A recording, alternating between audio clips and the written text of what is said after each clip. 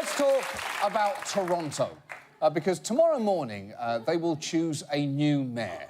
Now, sadly, current mayor Rob Ford, everyone's favourite walking beefsteak tomato, is not running for re-election. But don't despair, for there is another. Rob Ford has a brother, Doug Ford, who is running for mayor. And if you are wondering how alike they are, please enjoy this little clip. I gotcha. I know. Okay. The funny thing is, like all typical siblings, the goal is when you're on a seesaw to jack your sibling off. Totally. You know what? You know what? You laugh, but he's right. On a seesaw, you really want to jack your sibling off. You want to do anything to get him off. Beat him. Beat him off that seesaw. Make him come right down to the ground because you beat him off so hard on that seesaw.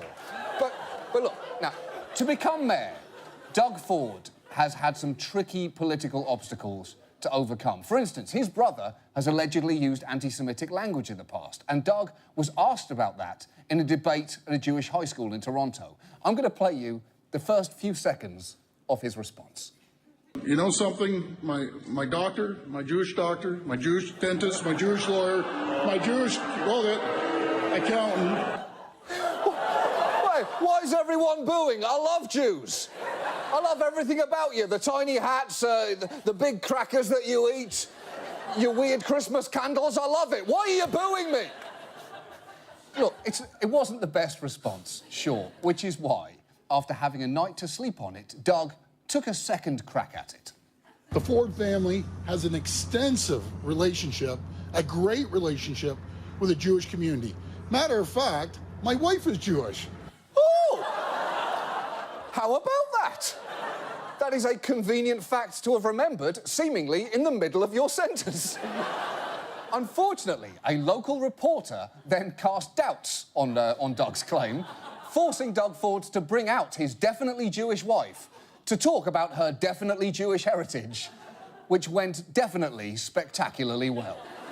My mother's family has Jewish bloodlines. I don't practice Judaism. I never have. So, listen, she doesn't practice Judaism. Hence, I guess, her use of the term Judism. Though her ancestors may or may not have been Judesque. But look, none of this matters because by that point, Doug Ford had moved on to his next scandal after being overheard allegedly referring to the journalist who'd questioned his wife's Judaism as a little bitch, a charge he then spectacularly denied. I was falsely accused from the Toronto Star.